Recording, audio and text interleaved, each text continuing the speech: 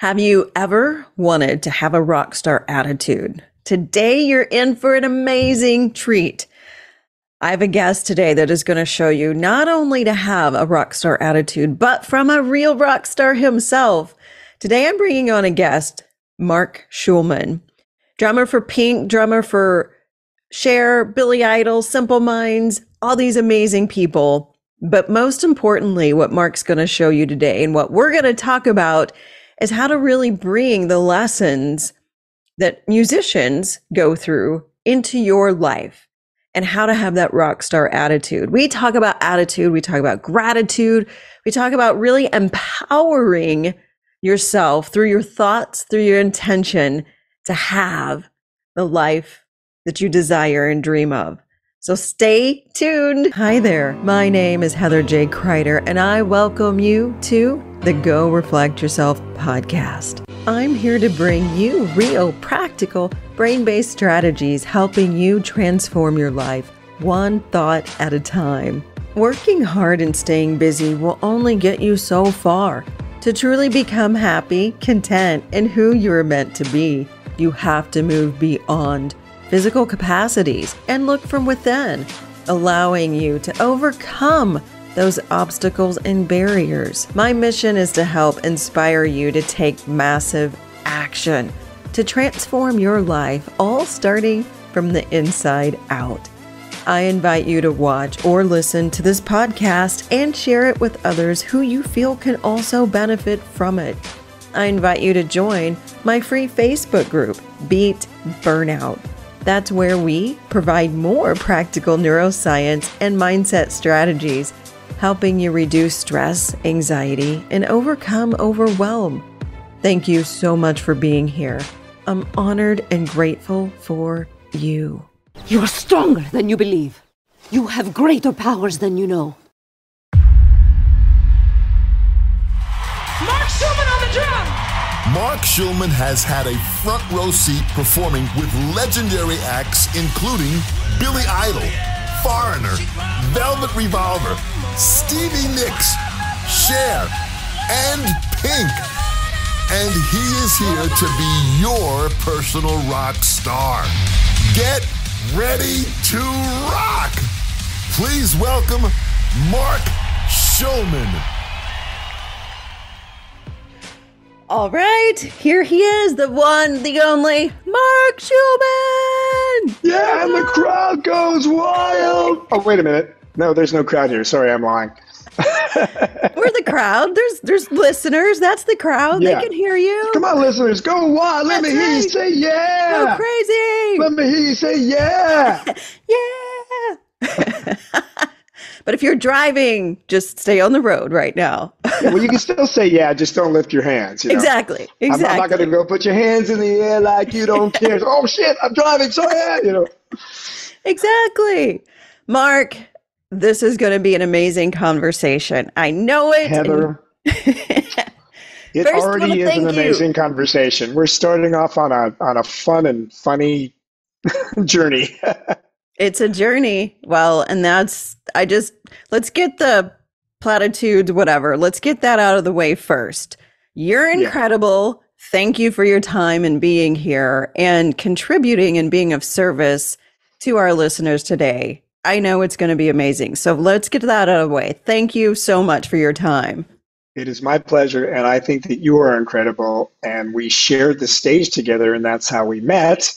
And then we became friends, and we've developed quite a relationship based on a lot of similar philosophies and even similar approaches to how we deal with our speaking businesses. So I feel a great resonance with you.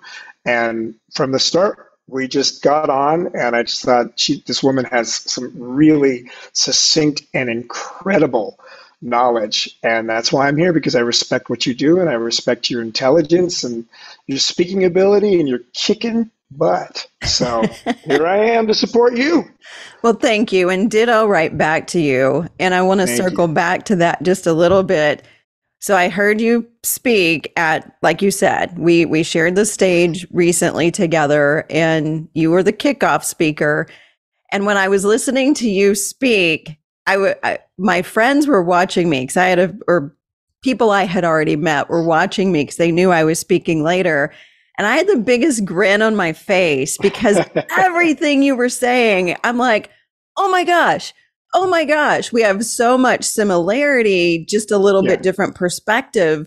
But it was and that's what I told you. And that's how we really clicked. I was like, oh my gosh, this gives me so much.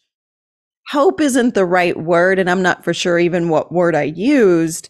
But just because of the way that you approached, it really humanized people. And that's what I loved, because let's be honest, Mark, you're this crazy, awesome, successful rock star. You've got a career that most people would love to really dissect and be a part of, even just a small smidgen of your career. Let's just be very honest about that. But I think what people resonated, and myself included, is you're a real dude. And not only a real dude, but you care about really investing in people and helping people be what I call better people. So that's where I want to head with this conversation. You know, when we had our first conversation, I said, the way that I view my life is I am here to be of service with everything I do, with everybody I meet. And I think you found that through our friendship, that is, I uphold that standard. And so for me, I just, I come from a background of professorial parents. My parents were both college professors. I got sort of that teaching gene. And I discovered early on, after doing a lot of music clinics, that I had a bit of a talent and a propensity to be able to really communicate and have people get it. And I found that when I was teaching a lot of drummers, called drum clinics, and I did probably 1,000 of those, people were resonating more with the content, with the success coaching aspect than the drumming aspect. And I realized, well, why should I limit what I'm doing to this small microcosm of musicians when I could take this life experience? And I'm very philosophical, and I've just finished my second book, and I can transform this into the collegiate and corporate worlds and really be of service to people and use music as a metaphor and use my experience of working with these incredible artists like the gal that you see right behind me. And because I've studied these people, it was just Pink. I mean, I work with Pink, Billy Idol, Simple Minds, all these people. You saw that in the intro. I realized I over the years, I really have actually studied these people, and because there's no accident to success. So I figured, how can I bottle up all of this information, including my own experiences, and then apply it back to the corporate world and be able to really be of service and make a difference in these people's lives. And so ironically, people think of me as a rock star, whatever. I work for rock stars, and I appreciate that. And they hire me because I'm a quote unquote rock star drummer. But the reality is I want people to walk off stage with them feeling like rock stars rather than, isn't Mark so cool? I want them to walk off stage feeling, wow, Mark gave me insights, and now I feel more like a rock star, and I have more swagger, and I have content that I can immediately use and apply based on his experiences.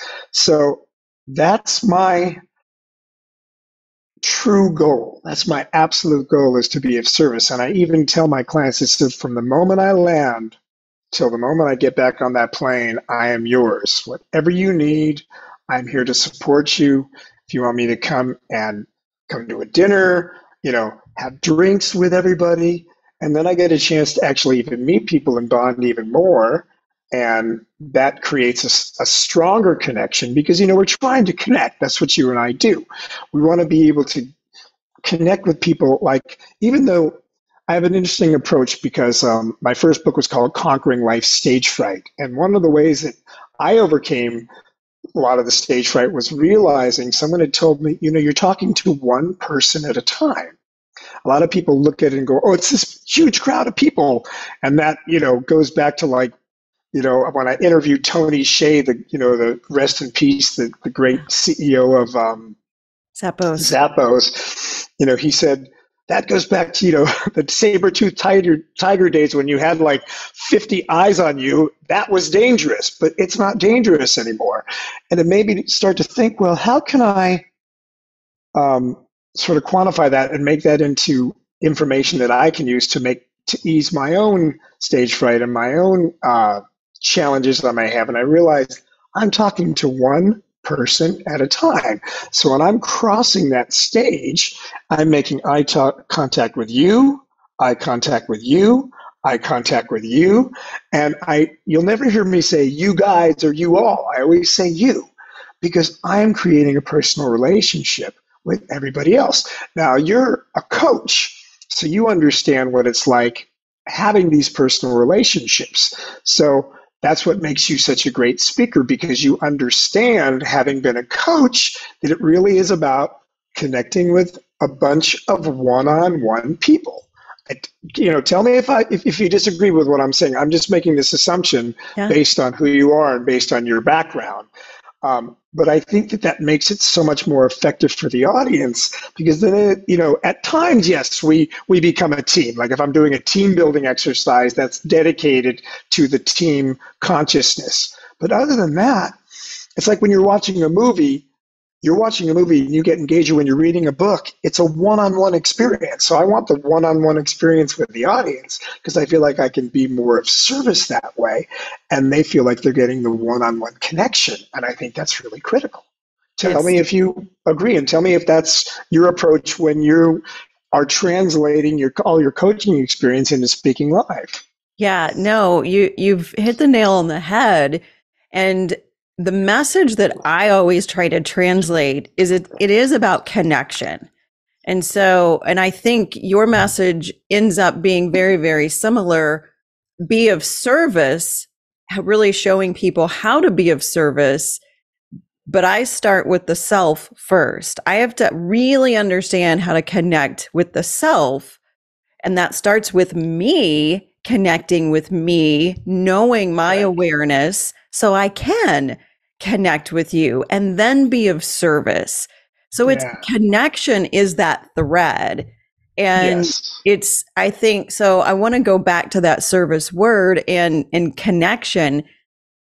When you're speaking or when you're consulting or having these conversations, let's just put it out there. It's a very stressful world. And that stage fright, that anxiety, that pressure, we all feel it from different perspectives, right? Yeah. But when you're in the corporate world, especially, it's so challenging to stop and connect with yourself and be of service to others, because you've got all this anxiety and things that you need to do and lists. How can you draw this? So here's my question in that to you. How can you draw that parallel? So you talked about music as a metaphor. How can you draw the parallel to really have people understand truly that one-on-one connection to reduce that fear, anxiety, so that way people can be more present in the moment and not see it as stage fright? Does that make sense where I'm headed with that question? Yes. Well, what I speak about now is the power of attitude, as you know, and it's based on a formula, because as you said, it all begins with yourself, right? It begins with you. I'm going to preface what I say because I wanted to address one thing that you had talked about. Before I go on, call it a prayer, call it a mantra, but when I'm collecting my energy to be of service, what I tell myself is I say, I want this audience to be just overwhelmed with amazing information that they can take away. And I want to really connect with everybody. And I want to be very, very present and very aware of them and reading the audience very carefully so I can be even more effective and shift a little bit if I need to shift, if I find the energy is going one way. So everything that I think about before I go out is all about them. It's not about me. Mm-hmm. Because if I find myself thinking about myself too much, and I even laugh, one of the causes of stage fright, so to speak, is because you become so self-absorbed. when you're going to talk to somebody, when you're going to do a one-on-one conversation, whether or a pitch meeting, or whether you're going to speak in front of 1,000 people, and you start to have like this sort of deleterious stage fright, it's one of two reasons. Either you're not prepared, and if you're not prepared, you should be afraid. In any conversation you're going to have, whether it's with one person or 1,000. So preparation is critical, having clarity about exactly what you want to communicate, and then being very prepared. Like, I still rehearse my speech 4 or 5 times a week, and that's what creates absolute confidence. And that was what my first book was based on, the 3 C's: clarity, capability, and confidence. So very simply, that's that formula. Then the formula from my new book is based on the power of attitude, because attitude is so critical, because attitude is at the foundation of everything. So what I tell my audiences and what the book talks about is we can't always control what happens to us, but we always have the power to change, control, or shift our attitudes. And all that takes is making a decision to choose an attitude at that moment that serves you. And I know that sounds very simple, but whenever you take an action, your action is based on a decision. So tell me if you think anything I'm saying is incorrect. No. When you make a decision, you are cutting off all other possibilities. So if you make that commitment to yourself that you are going to shift your attitude on the spot to serve you, it gives you enormous power. And why it gives you enormous power is because your attitude is what drives your behavior. And one attitude can drive many behaviors. Think about the power and the implications in that. And your behavior is what determines the consequences or outcomes of your life. So it's based on what we call the attitude formula. A times B equals C. Attitude times behavior equals consequence. And that is now what I speak about. So understanding that you actually have that power to shift your attitude on the spot is extraordinary, and knowing that that is what determines the outcomes. It begins with attitude, and that is within your control. That is within your consciousness, and that is what you need to manifest to drive the behavior and to achieve the outcomes that you want to achieve. And if you want, I could take you through that attitude shifting exercise that you saw me do live. I'm happy to share that as well. Well, I actually, yes. And it's so perfect segue. It's like you're reading my mind, because that's really I am reading your mind, Heather. I know you are. I know. Your background kind of looks like a magician in some way, like I'm being tranced and I'm being pulled in. No, in actuality, no. It's just some video footage. I'm really not reading your mind, but I am paying a lot of attention to you, and to be of service to you and to be of service to the listeners. So it really is just about paying attention. There's nothing supernatural about it. But it's very simple. I've got goosebumps and my mind's going in a million different places, because there's 1,000 different ways we can have this conversation. And I get so excited about this. I'm like, oh, we got to talk about this and this and this. But it really comes down to what you just said. It really is that simple, but, and here's the big but in that, when people are in, and you talked about this a little bit earlier, from that reptilian brain, from the perspective of we get in this survival mode, we actually turn off the ability to process logically in those moments that we're in survival mode. That's a biological factor of the way our brain works. So the habit then is the reaction. The habit is that reactive way that behavior then comes up without even knowing it. So the attitude then is maybe not of best service to the self or to the other. So that's really where I was headed for you, is what are one of these suggestions you have for people to be able to slow everything down, to be able to get that brain back online, to really then see, because the attitude, we can feel it, but a lot of people don't know we feel it. It's kind of like, this is the way I explain it to my clients. You know when you feel icky, but it may not be until that consequence of your behavior you realize that you felt icky the whole time. And icky, I realize, is not a super technical term, but it works. It's perfect, though. It's exactly how you feel. Yes. Icky describes it. It's a very it's so simple. Let's make it as simple as possible. Absolutely. And so my point of where I'm headed with that is, when we're in that reactive state, even though we might know in our gut that we feel icky, or we feel that we're not in alignment with really where we want to head, to be able to make that logical decision is quite challenging, especially if you're in a high stress, a high performer, if you're in a situation.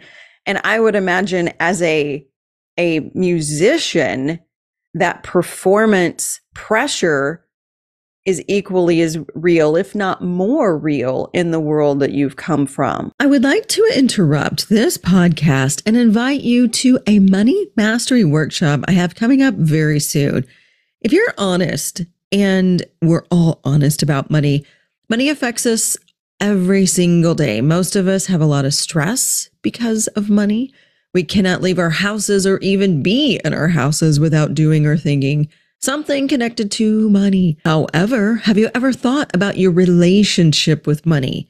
Is your current financial life where you want it to be? Does your financial life affect other areas of your life and causing more stress? Likely the answer is yes. And regardless of your income or your financial situation, you likely might also be shackled by money and even have avoiding the money conversations. The Money Mastery Workshop will teach you how to approach the mindset of money, how to reprogram your thoughts and your feelings and your beliefs around money, and where they actually come from, so you can eliminate fear, doubt, and worry once and for all. The idea is to understand that making money is actually very easy once you know a few of these very simple strategies and how to clear these blocks that stand in your way. And having an abundant life is easy also when you know the thinking and the mindset behind money. So head on over to heatherjcrider.com/money workshop. The next workshop is August 30th. Permanently free yourself from financial insecurity and start attracting the money, abundance, freedom, and lifestyle you desire and deserve. Sign up now for the August 30th workshop. Head on over to heatherjcrider.com/money workshop. heatherjcrider.com/money workshop. Okay, let's get back to this amazing episode. So my question out of that is, what are one of the ways that you help people have more awareness to, maybe once you start going down this icky path, to be able to stop it from having this reaction that doesn't serve you, so then you can choose a response more appropriate with really the direction you desire to head? Well, as I demonstrated when you saw me speak, there are a variety of attitude shifts that I utilize that have been incredibly beneficial for me. But then I actually created a process, based on the psychology and the physiology that I was studying, to create an immediate attitude shift when you really get in that funk and you need to snap out of it very quickly. So I'll take everybody through it, because I do this sometimes on a daily basis, sometimes multiple times during the day. And we went through this when you saw me speak. So very simply, I choose an attitude, or think about an attitude that serves me. And you could change the word attitude to mindset, viewpoint, whatever is most comfortable for you. And we're also attaching a physical response. So you're actually creating kind of a state change. Tony Robbins calls it a state change, when you do something physical to just sort of jolt yourself. So I'm combining physiology with a real intention of actually choosing an attitude that you want to create. And it can be something like joy, happiness, confidence, courage. whatever attitude that you want to manifest in that moment. Let's pick joy. Joy is a great example. So what I do is I recall a time when I was joyful. And I want to attach as many senses from that experience as I can, because it makes the experience even more potent, even more real. But and I'm going to attach physiology, and you'll see how I do that. But before I even do that, I want to set up my mind like something cool is about to happen. So your mind knows we're about to go through a process. So very simply, I think I heard this from Mel Robbins when she talked about the 5-second rule. And this is the only thing I took away, because, I don't steal other people's stuff, but I thought, well, this could work to set up the attitude shift. It's counting backwards by 5, like it's a rocket launch. So here's what I do. I'll do it right now. 5, 4, 3, 2, 1. I close my eyes tightly. I clench my fist tightly. I tighten my core tightly. And I recall a time when I was joyful. And I'm involving as many senses as I can from that event. And I just sit with it for a moment. And you can see the smile is a natural part of it. When you smile, you're activating hundreds of muscles in your face that send a signal to your body to relax, that send endorphins to your brain. So you've not only just recalled a truly joyful time, you're also getting the added endorphins just from the smile. So that particular event I was thinking of was when we went to Puerto Vallarta in Mexico over New Year's Eve. And one night my daughter and I snuck into the pool, and after hours, and I'm just attaching the senses. So I'm feeling the chilly water, and I'm recalling, hearing the echoes of our laughter and all the splashing kind of bouncing off of the water and the sides. And of course, my daughter was carrying me underneath the water, as you do when you're 11. But I am feeling the joy from that experience, because, as you know, your mind does not time bind these emotions. So when you recreate joy, when you recreate gratitude, when you recreate courage, when you recreate confidence, these specific events, you are reliving those events right then and there. And it's the quickest way I've found to snap myself out of a funk. And so what I do is then I would take the audience, I would have the audience do the same exact thing, just recall a time when you're joyful. But what I do is I do it 4 or 5 times in a row. And it totals like 45 seconds or a minute at the most, until I have what I call my shift, eat, and grin on my face. And I have shifted my attitude, and it works. And that can last for hours. It can last for the entire day. If I'm having a challenging day, I might do it multiple times. I might do it 10 or 20 times during the day, because I know that I have the power. When I shift my attitude, it will shift the outcomes, shift the way that I am feeling, the way that I am thinking, to be more desirable, and it affects everybody else around me. And it's very powerful, and it's very potent, and it's very immediate. So if I could even do that if I'm having like deleterious stage fright, or if I'm nervous about going to talk to somebody, or if I'm feeling anxious about something. I think, what do I want to create? If you're about to go into a pitch meeting, what do you want to create? Confidence is an example. So you recall a time when you were confident, and really recall that time with every bit of detail that you can recall, and just re-experience it. Bring it back and relive it, so you're feeling that confidence. And then do it again. Recall another time if you want. Some of my attitude shifts I also talk about are shifting your have-tos to get-tos, because so many of us feel like so much of what we do is a chore. A have-to feels like a chore, whereas a get-to feels like a choice. If you reframe in your mind going from a chore to a choice, then even the most mundane aspects of your life, you're just having more fun. Rock stars love to have fun, let's face it. Examples are, I don't have to pick up my kid. I don't have to take my kid to school. I get to take my kid to school. I don't have to go to work. I get to go to work. Or one of my favorites I use all the time, I don't have to go to the gym. I get to go to the gym. Because by creating that reframe, my mind then listens, and my mind views that experience differently. And these are just very quick cognitive tricks. I don't go as deep as you, but I'm looking for some very quick, effective results for people because that's what I'm there to create, so people can walk away with that. And the power of gratitude, one thing I found that is incredibly valuable. If you are feeling funky, and I don't mean funky like you want to get up and dance, funky like you're in a compromised emotional state. And this works for me all the time. I just stop right then and there. Give yourself the luxury, give yourself the reprieve of stopping right then and just think of somebody or something that brings you gratitude and really own it, really sit with it. You deserve it. And really allow that gratitude to overtake you and just put your focus on that instead of whatever you're feeling funky about. And allow yourself to smile, allow that attitude shift to happen. And the moment you're done, do it again. Think of somebody else or something else. Then do it again and do it again. You're building up a fortress of gratitude that can literally shift you out of that funk. And it's very, very effective. Again, this doesn't take the place of therapy. It doesn't take the place of, long-term work on issues that may be reoccurring, but it can help you at these moments when you're particularly anxious or particularly stressed, and you need to come to the table right then and there, right? Mm-hmm. So you're a neurocoach and you don't even realize it.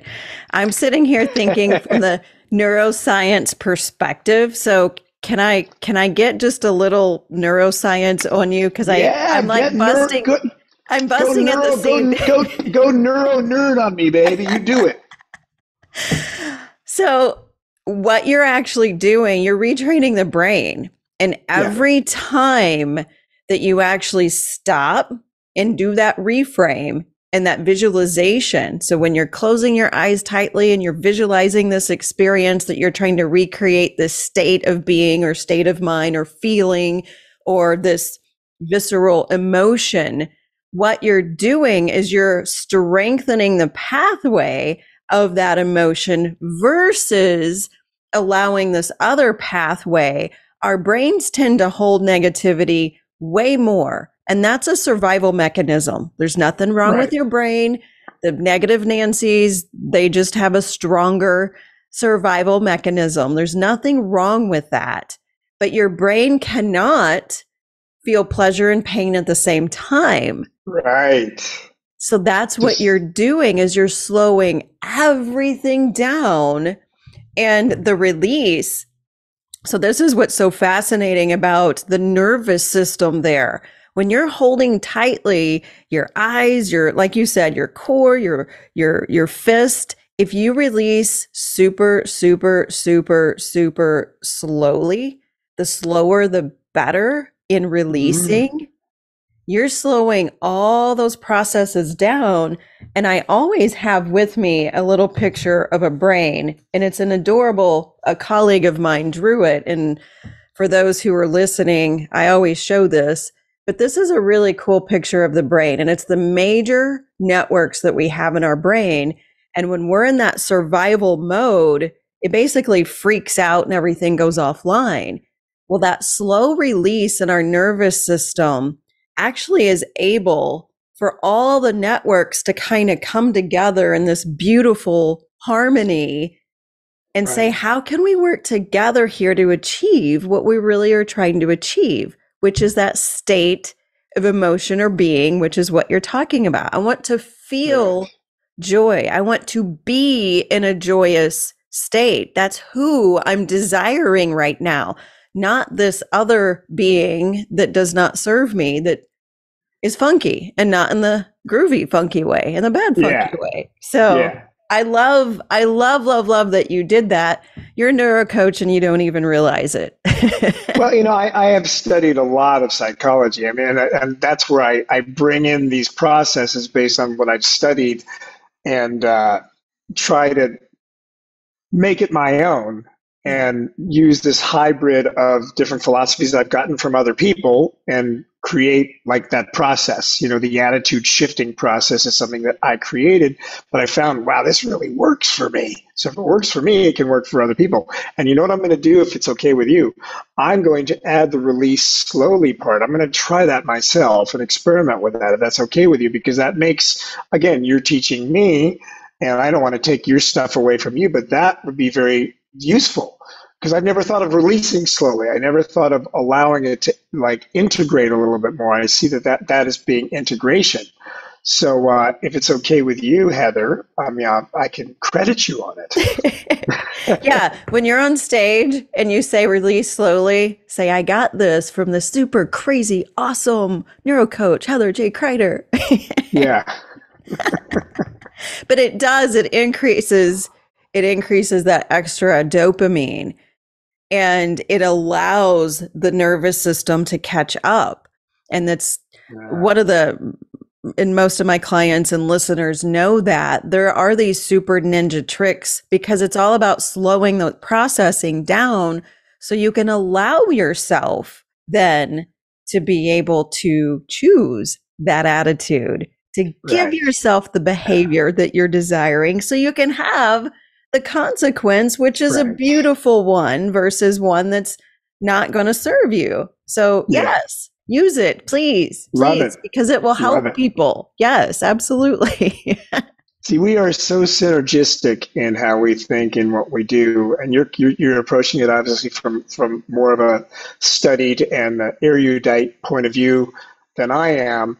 Because I'm so physical and I'm a drummer, so I really like to incorporate the physicality with the emotion, and again, give people something they can walk away with very quickly, like you're doing. It's just wonderful. I could listen to you for hours. Well, ditto there. And I'm so glad you brought up the drumming piece, because that was one of the questions I was going to ask you. And again, I'm not a drummer, so you're going to have to stop me if this doesn't make sense. But you're releasing so much emotion through your body. And I would think that drumming is probably one of the best instruments to be able to do that on, to really convey this emotion through your body as this vehicle to make this beautiful music. How, first of all, is that true? Absolutely. But I think that applies. I think it really applies to all musicians. I mean, drummers are more physical. It is a very physical, the drummer for Blondie, Clem Burke, actually wired up a drummer playing like a 1.5 to 2 hour set of rock music. And the first thing they determined is that the drummer was burning as many calories as a football, like a soccer player does in a game. I mean, when I'm really playing full out, which I play full out, as you saw, like on the Pink Tour, there were a good amount of breaks, but like when I was playing, as an example, with Foreigner or more of a rock band, or with Billy Idol, and Billy's like, so real fast, and I'm playing like solid for an hour and a half, man. When I'm done, I am spent. If I'm not spent, I don't feel like I've actually done my job. That's the way I feel, because I'm expending a lot of physical energy. The emotional attachment, I think that all musicians get. It's an emotional expression. So mine is a very physical combined with emotional expression, but you watch a lot of these like heavy bands and these younger bands and these kids, even the guitar players and bass players and singers, they're running around the stage and they are just giving every ounce of their energy. I mean, if you're committed, like when I talk about in my speech, it's like every single note matters for me. It's, every single note, and I attach a sense of purpose to every note, because I talk about the fact that we get passionate about stuff, but passion is fleeting. Eventually the passion goes away. So the passion is the how, but the purpose is the why. Like, why am I doing this? What's my, super innate desire and reason for doing what I do? And when you attach a sense of purpose to every note, word, thought, action, you could use the metaphor to extend anything, then you're actually attaching a sense of purpose to everything you do. And the moment you attach that sense of purpose, it brings the passion back. And the passion feeds the purpose, and the purpose feeds the passion. A friend of mine calls it a cycle of empowerment. So it's really, really it's a wonderful way to approach everything you do, because you have the ability to attach purpose to everything you do. And that's another way to remind yourself of who you are. Why? It's about the why. Why am I doing it? Why am I having this conversation? Why am I going to pitch this? Why am I going to speak to these people? Why am I going to talk to my team? If you really define that why and you define that purpose, that will empower you, because then you will, every single thing you do, you realize every detail, every nuance. I talk about rock star performers. Every detail is critical. Every emotion. When you look at the greatest athletes, the greatest performers of any type, nothing slips by. Everything is intentional and every detail matters. And so that's how I approach my speech. You know, even when I get up, like when I give a speech, I say, I'm not giving a speech, I am the speech. You know, every word I say matters. Every inflection matters. Every bit of body language matters. Every pause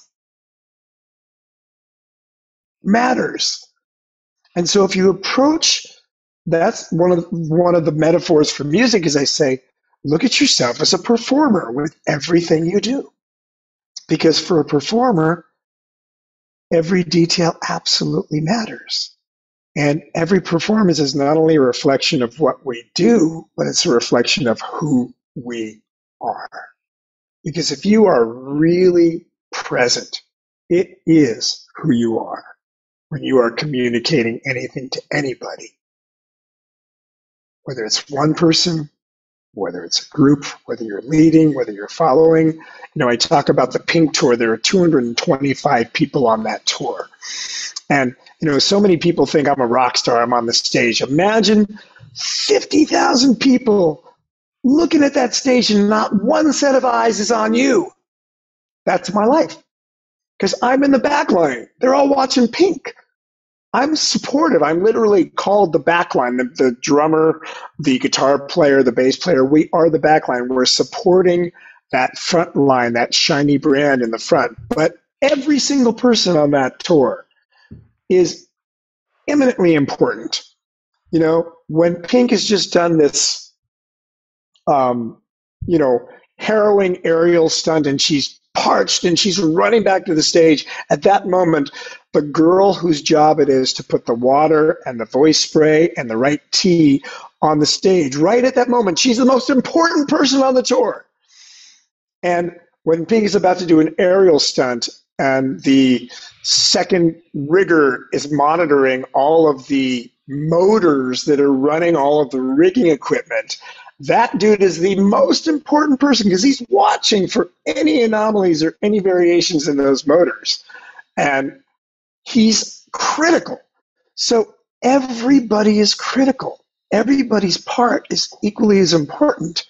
And we forget that. A lot of times people feel insignificant or unacknowledged.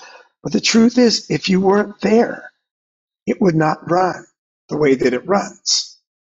And it's empowering to think of yourself that way.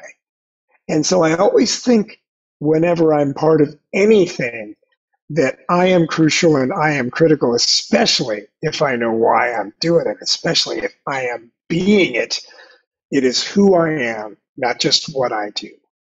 And that is the rock star attitude. That's the title of my speech, Hacking the Rock Star Attitude.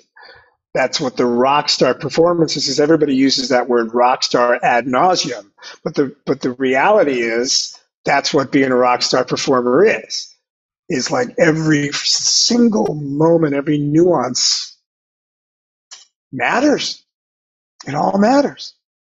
It's so... You can tell with the way that I communicate. It's like every single thing I say, I'm very careful and articulate because I'm paying attention to all the nuances because this is who I am when I'm expressing this. Yeah. No, it's so beautiful and powerful. And again, I'm grinning for so many reasons. Number one, for you to be able to explain that to somebody, to help them understand how valuable and important they are. We live in such a society where everybody wants to be on have the eyeballs on them. You know, it's that Right. self-serve And we won't go in that tangent, or I won't go in that tangent, but But I get it. yeah. Well, we're growing up in this influencer YouTube generation, and a lot of especially like kids and like my daughter's 12 and people of that age are just so influenced by the me, and they forget that the reality is that most people are going to be a part of a team, but that doesn't lessen your importance. Yeah. If in a way it makes you more important because you're part of something that's bigger than you. Yes. And it isn't just about you. And so that's such an important lesson, and to remind people of. And it's hilarious. Again, I'm thinking of all these things in my mind, but a few years ago, I wrote an article and it was titled that intention is your superpower. And that's really the premise behind that. Because really what we're talking about, or one of the many, many things we're talking about, is to really feel, and you can correct me if you think this isn't accurate, but to really feel like we're a rock star, to feel like we have that vibe. It's this desired euphoria really that we're going after. And what it really is it's being in the flow. It's being in that state where you lose track of time and space, and who you are doesn't matter, because everything is in this perfect harmony because you are in the flow. That's starting with the intention of what you said, not just being interested in showing up, but being committed to show up and having the intention of committing. And it's this trickle effect to create this beautiful harmony so you can be in the flow, and then you become your absolute best beyond self. That's when music really happens. I agree entirely. It's, I just call it the flow state. I mean, that's what happens certainly with musicians, but we all have it, like when you're in work and you're just like, you're in it. Yeah. You're in it. Yeah. And that means you're really present. And that means you are it. It is you. You are so engaged and you're so committed to that moment that, wow, where did time go? I forgot to have lunch, or I forgot to go to the bathroom, or whatever, Yeah. It's a wonderful feeling. And I think we all know that. Yeah. And you could create that. There should be no judgment about what you do or what your position is. You can create that feeling with whatever your position is. If you have that intention, as you talk about, intention is so critical. And you are a rock star. You can be a rock star. I've seen rock stars in every field. I've gone to like a fast food restaurant and had someone that just had like swagger waiting on me.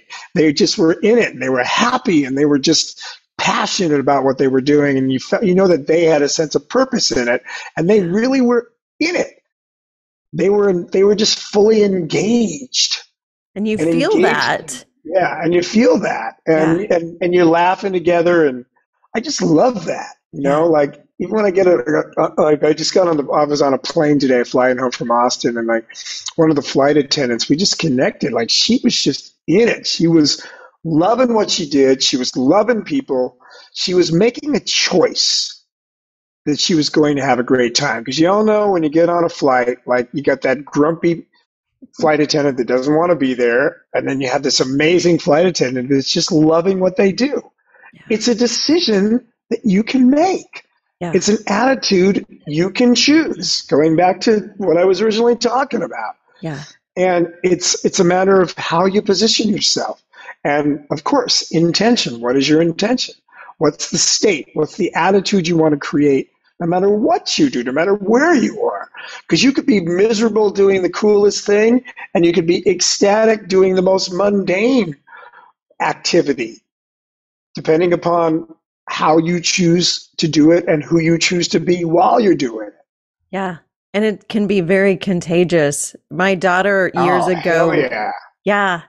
Years ago, my daughter read the book, The Butterfly Effect, and she wrote, I had my kids read books and write little summaries of what they got from the book. And that's one that really stuck out for her. And she brings it up today, even. She's writing essays for college now. And she brought up how one little thing of service and putting a smile on someone's face can be a butterfly effect. Absolutely. It's And contagious. It ripples and it ripples and it ripples. And yeah. To explain what the butterfly effect, I mean, the original, I guess the textbook definition is like a butterfly's wings generate a certain amount of velocity, and over 1 million years of evolution, that little influence has changed evolution and changed the planet forever. And it's the smallest effect, but over time, it has enormous power. So you do have enormous power, and I get affected by people all the time. We all get affected by people's energy. So, I might have some funk. Look, I get funky too. I'm not all like, butterflies and rainbows all the time. I have my plenty of funky moods, and then someone will I'll just get someone's energy to be like, wow, you just completely shifted my attitude just by who you are being. Yeah. Yeah. And it really is. It can be that simple too. And it goes back to that decision. So really quick, I know I want to be very, very aware and honor your time, but I really want to ask you about freeing yourself by focusing on failing. Can you talk about that concept? Well, I was taught a concept by one of the mentors of my life, the gentleman that's co-wrote my last book with me, Dr. Jim Samuels. He's taught me a lot of amazing concepts. As a matter of fact, attitude times behavior equals consequence is his concept. And then I adapted the clarity capability from his clear, capable, confident. So we work together on a lot of stuff. Mm-hmm. And one of the processes that we've gone through over the years is what we call freedom flows. So it's an interesting process because when you first hear about it, it might seem a little strange, but you want to be free for something to happen and free for something not to happen. And so you always ask the polar opposite. Like, I'm free to have an amazing podcast with Heather. I'm free not to have an amazing podcast with Heather. I'm free to have a horrible podcast with Heather. I'm free not to have an amazing or horrible podcast with Heather. So what I'm doing is I'm free to fail. That doesn't mean you want to fail. That means you're opening up the channels of freedom associated with failing. I'm free not to fail. And then I immediately go to, I'm free to succeed. I'm free not to succeed. Because these freedom flows literally just open up the channels of your brain to possibility. Because whatever you focus on, you manifest, right? So if you have what we call a double negative goal, like, I'm not going to feel any pain, I'm not going to feel any pain, what are you focusing on? The pain. So I immediately always try to put something in as a single positive. What do I want? I want pleasure. Or I want to feel fulfilled, or I want to feel strong, like if I'm working out. So it's like, no pain, no pain. Like that always bothered me about Rocky, because it's no pain, no pain. We are focusing on the pain, idiot. It's like, what do you want? I want victory. I want connection. I want power. So you want to create this freedom for negative things, and then immediately create the freedom for the positive thing. And so that's how I deal with the potential of failure. And it really frees me up. When I'm about to go on stage, I do this often. I just say, are you free to completely screw up tonight? And I go, yeah. And I start laughing because it releases my energy. And then I say, you're free not to screw up? Yeah. Are you free to just kick butt? Yes. Are you free not to kick butt? Yes. It's all about the freedom. So the freedom to fail is a big deal for me. The more free I am to fail, the less apt I am to fail, because I have freedom associated. It doesn't get me. it's like, oh no, I can't fail. I can't fail. Because the moment you say you can't fail, you're focusing on failure. So that's my approach. Does that make sense to you? Absolutely. Neuropsychologist? Well, again, it's that kind of obsessive intention too. And when you can release that obsession with what you don't want, then you not only open yourself up for possibilities, but we go back to everything we've already talked about of shifting that state of being. But also, I think it comes down to the confidence of the presence. If I allow myself the freedom to fail, what I'm really telling myself is I have the confidence to deal with it if I do. And I have the ability to deal with it. I have the skills and tools and the wherewithal that I'm going to be able to manage this situation if I do fail. And just by giving myself that freedom to fail, I'm empowering myself knowing I can handle it. That's how I view that. I think it's perfect. Yes. And another trick I learned is get really extreme about it. Blow your mind out. Like blow your mind out. Say, am I free to fail? Am I free to run out on the stage and fall on my face and get knocked out and with a bloody nose and so I can't go on? Like, make it really big so it's ridiculous in your head, because then you start to laugh and you start to attach these ridiculous pictures with a failure, and it eliminates the stress associated with the failure, because that's what we want to do, right? Is reduce the stress that associates us with what we're afraid of or the challenge. Am I free to get on? I'm about to start playing. Am I free to fall off the drum stool, fall off the back of the stage, break my arm, and screw up the whole show for Pink? Like, I get extreme. Like, it makes you laugh, right? Because you laugh.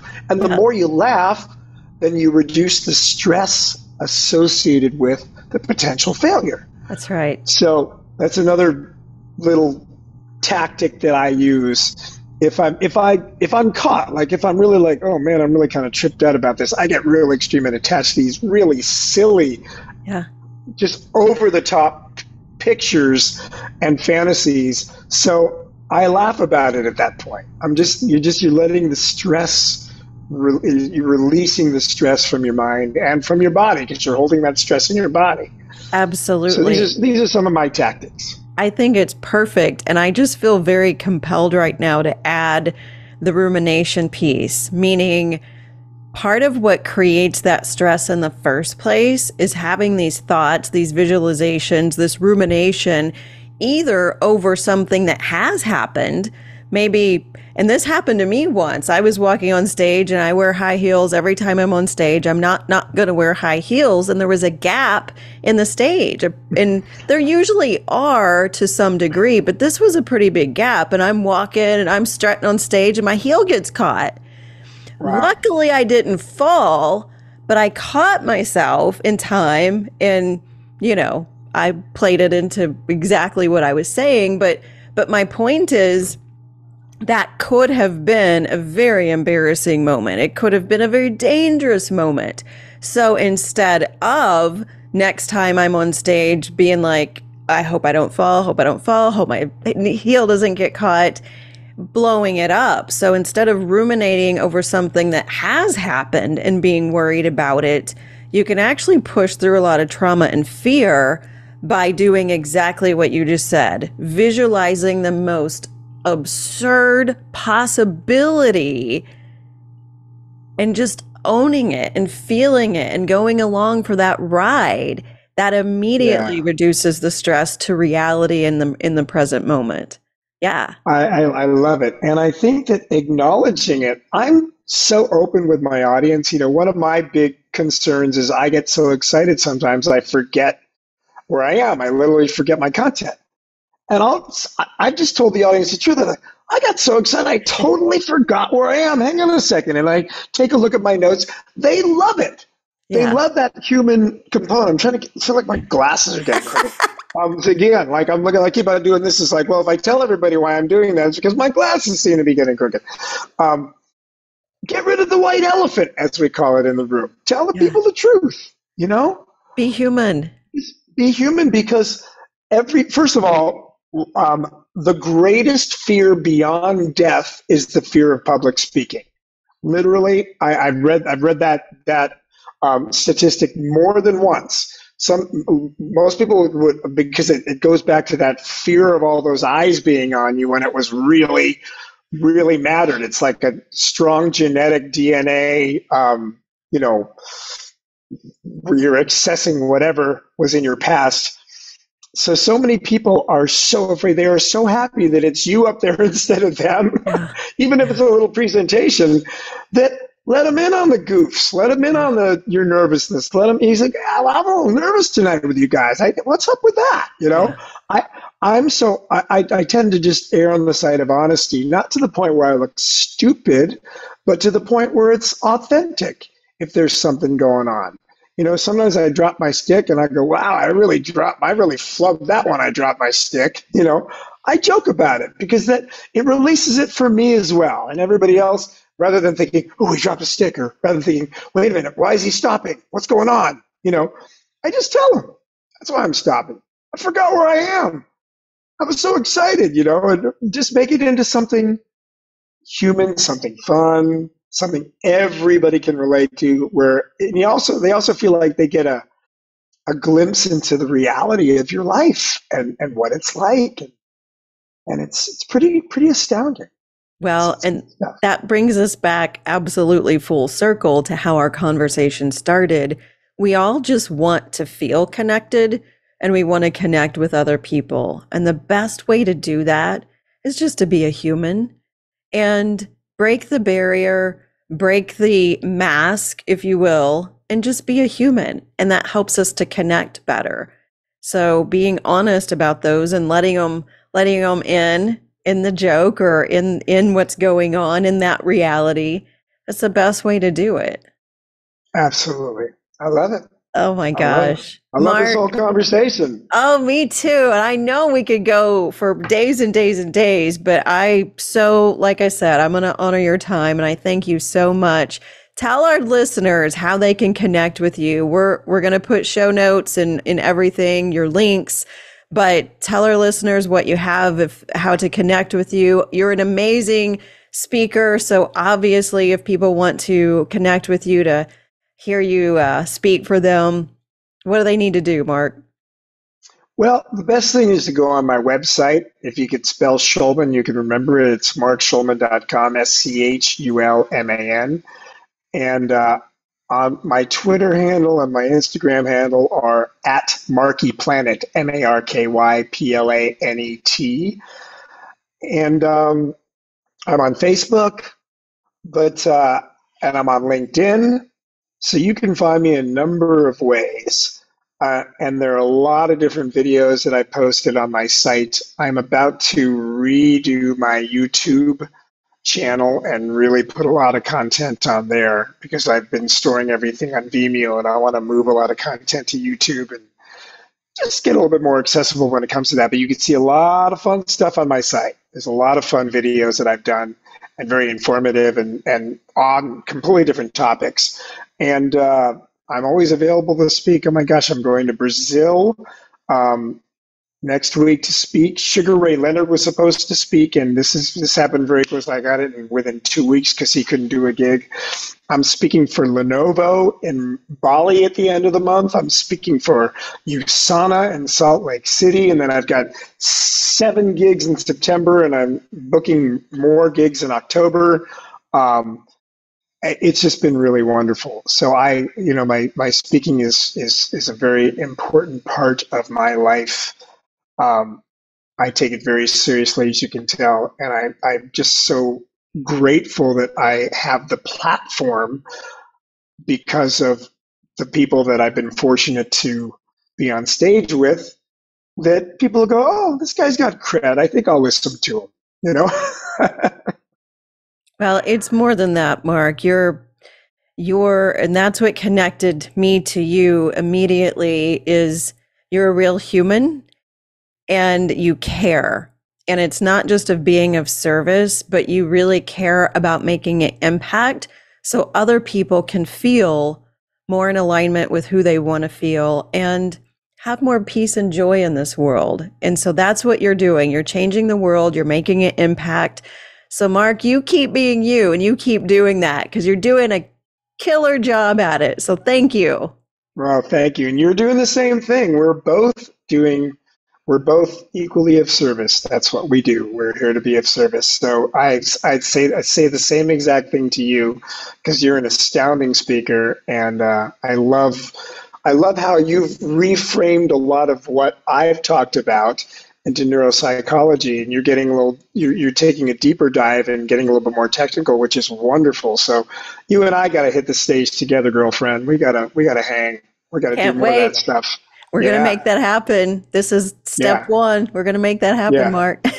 Absolutely, that's great. All righty. And by the way, I'm honored to be here with you because you're brilliant, and please just keep doing what you're doing. That means a lot to me, Mark. Thank you. Thank you so much. All right. We're going to sign off the podcast now. Okay, listeners, we'll see you next time. Thank you so much for listening to this episode of Go Reflect Yourself. Please rate and review this episode. And if something moved you, please feel free to share. For more inspired action or to stay in touch, head on over to goreflectyourself.com or heatherjcrider.com. You can also take the growth mindset quiz and learn where your current growth mindset lies. Stay in touch on all social media at Heather J. Crider. Until next time, this is your host, Heather Crider, and I am challenging you to go reflect yourself so you can discover and become who you are meant to be.